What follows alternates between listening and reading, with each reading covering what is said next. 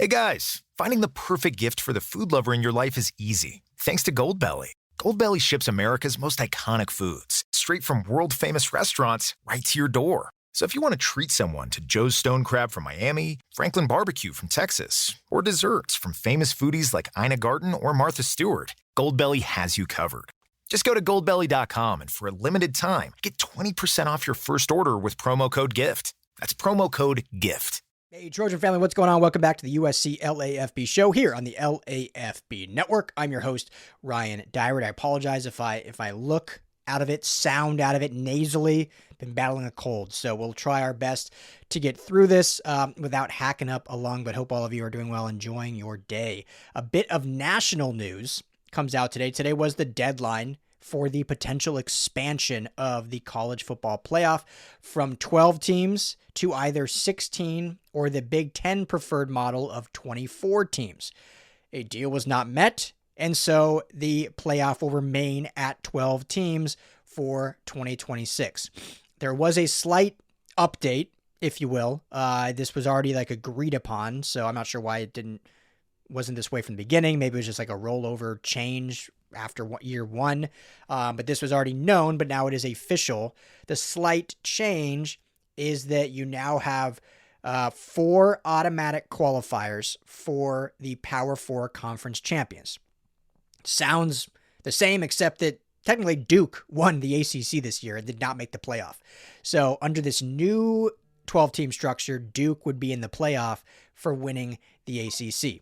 It also includes, which this has been talked about a lot since it was kind of found out publicly, or at least made more relevant publicly, that Notre Dame, not all they have to do, but if they finish in the final 12 of the CFP rankings, they are automatically in.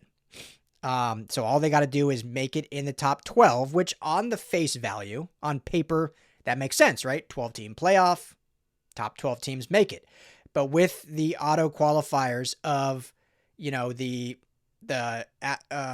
conference champions plus some G6 automatic qualifiers or champions of their leagues, that could potentially bump out one of those other top 12 teams that is not a conference champion. For example, this past season, very ironic because of how it went down, Miami would not have made the playoff with this structure. So because Notre Dame was in the top 12, so they would have automatically been in, even though they were ranked behind. And then Duke would have made it as the ACC representative, thus bumping out Miami from their top 12 ranking. So it will certainly, most likely, cause some drama, as the College Football Playoff Committee always does. It's never drama-free. It's never point blank, anything like that. So we'll see what it looks like next year. You hope that each conference champion is deserving. I don't think anyone this year thought Duke should make it. So you would hope that, all conference champions are the ones that are that should be an automatic qualifier because they were just that much better. When you think of Indiana being the Big Ten champion, and whatnot. So we'll see how it plays out, but that is the way it will be for 2026. For those that are curious, that don't know, I don't think I've really talked about it, but the two proposals, the 16-team format, which is preferred by the SEC and most of the other conferences, or the 24-team format, which is preferred by the Big Ten, we can get into what those are. The 16-team one is very similar to the 12-team. You just add 4 more teams. But you're going to have your 4 Power 4 automatic qualifiers and your 1 automatic qualifier for the top conference or the top G6 conference champion. Remember, the Pac-12 now is back, rebranded and back as a part of the G6 now, not a Power 4. So the top conference winner, the top rank conference winner of the G6 gets an auto bid. So that's 5 auto bids for conference champions and then 11 at-large bids, which basically would funnel down to the top-ranked teams after those 5 qualifiers. So you still get some interesting, because some of those, like the G6 auto qualifiers, probably not going to be in the top 12 or top 16 even. So very similar to what it is now, essentially just adding 4 more teams. The 24 team format is 4 automatic qualifiers for the top or for the Power 4 conferences. So that gives you 16 of just the Power 4 conferences. 2 automatic qualifiers for the highest ranked group of 5 champions. You get an additional, group of 6. And then 6, if I'm doing my math correctly, 16, 4. Yes. 16 plus 2 is 18. Thank you. Plus the 6 then gets you 24. So then 6 at-large bids. So massive field makes it bigger. You guarantee 4 teams from each of the Power 4 conferences. You guarantee 2, kind of like it was this year, worked out, 2 G6 schools, and then 6 just the highest ranked teams, essentially, at-large bids for the highest ranked teams. So on the surface, I think most college football fans, I would be in that. On the surface, I think the 16 team makes way more. We're going to get an expansion. It's going to happen. There's too much money not to do it. And this season proved it again. Like I think the 12-team playoff was a success this year.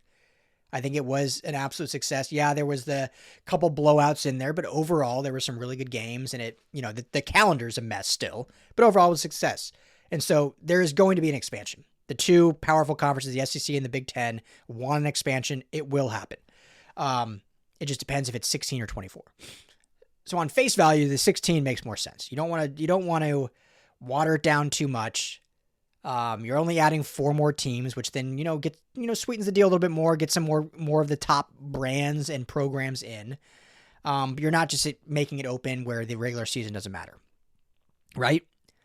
But the more I've kind of dug into it and the more I've kind of thought about it, I'm kind of warming. I'm not there yet, but I'm warming up to the 2014 playoff. Now, with this 2014 playoff, you essentially would get rid of conference championships. You just couldn't have it with this many games. You couldn't have the extra game. So essentially, you're just going to take the top 4 teams of each program, and you're not going to have a conference champion, most likely. I don't know if that's set in stone, but that is likely the case just because you had that many games.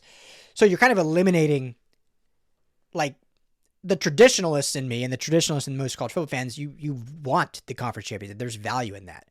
But with the playoff now, it just feels like an added game for no real reason. Like especially in the Big Ten and the SEC, like both the teams are going to be in the playoff anyway, most likely, even without all these different qualifiers. Like the 2 teams that make the championship game are probably going to be in the playoff as well. So why even play it and risk injury? You're going to, potentially lose players and all that. Now, obviously, like I said, as a traditionalist and even as some of these players, like one of the goals is to win your conference. And so you would lose that. But unfortunately, that's the way college football has gone, is you change a lot of things. So it would make it, this 2014 would make it more even in the sense that no matter what, every conference, every Power 4, I should say, is getting 4 teams in at a minimum. Whereas like this year, the Big 12, I think only got 1. The ACC only got 1. The SEC got like 5. Big 10 got 3, something like that. You guys will know in the comments. I'm talking off the top of my head. But it'll at least keep the Power 4 equal in that regard.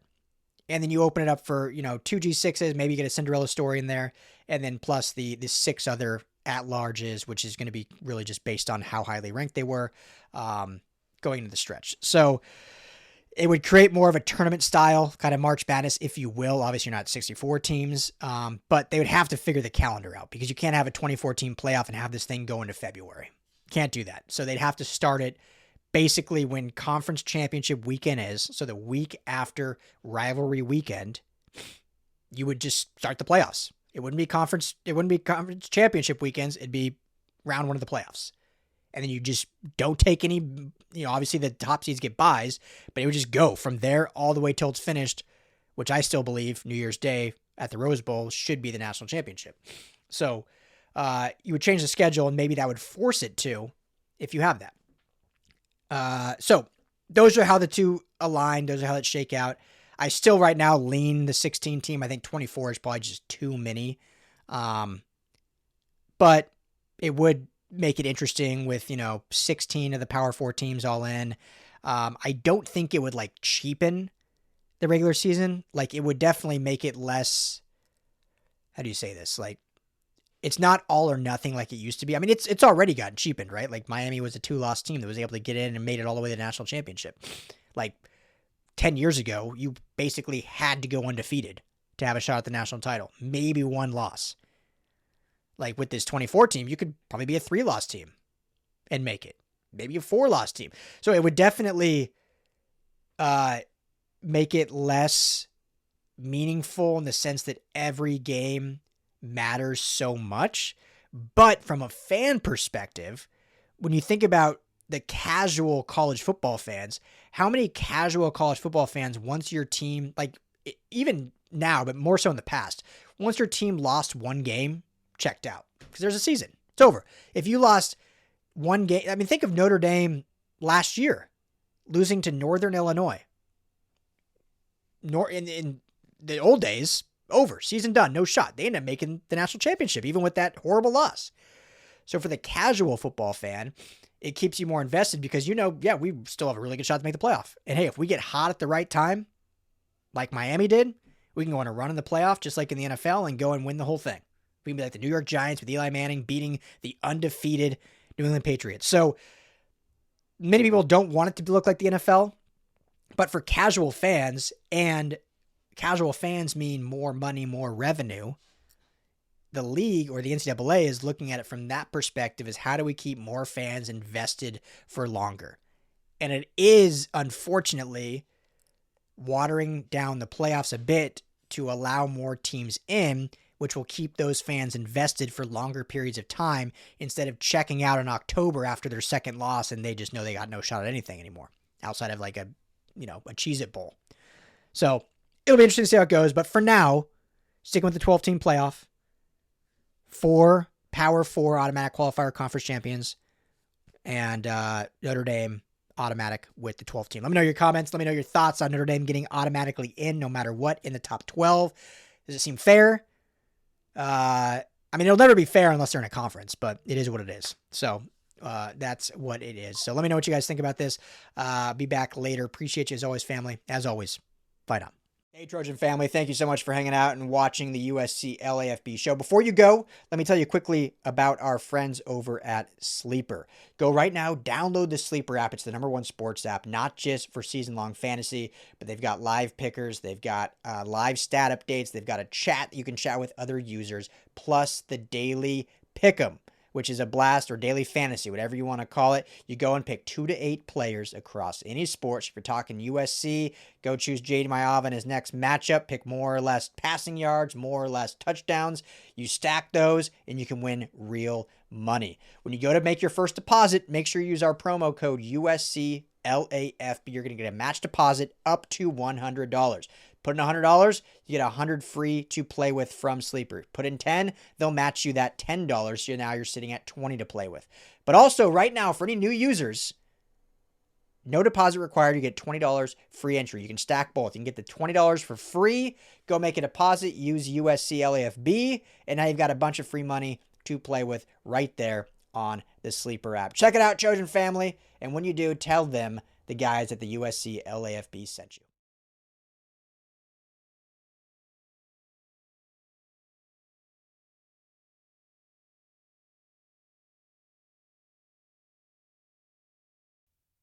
All right, guys, so check this out. Have you ever heard of Goldbelly? Okay, so it's this amazing site where you can order the most iconic, famous foods from restaurants all across the country, and they will ship it straight to your door. That's right, these guys will ship you Philly cheesesteaks from Jim's or Pat's in Philly, buffalo wings from the Anchor Bar in Buffalo, and even Kansas City's most legendary barbecue. So if you're looking to host an epic Super Bowl party, go to goldbelly.com and get free shipping and 20% off your first order with promo code GAMEDAY. If you like the show, please take a moment to rate, review, and subscribe. It really does help the show to grow. Thank you for listening.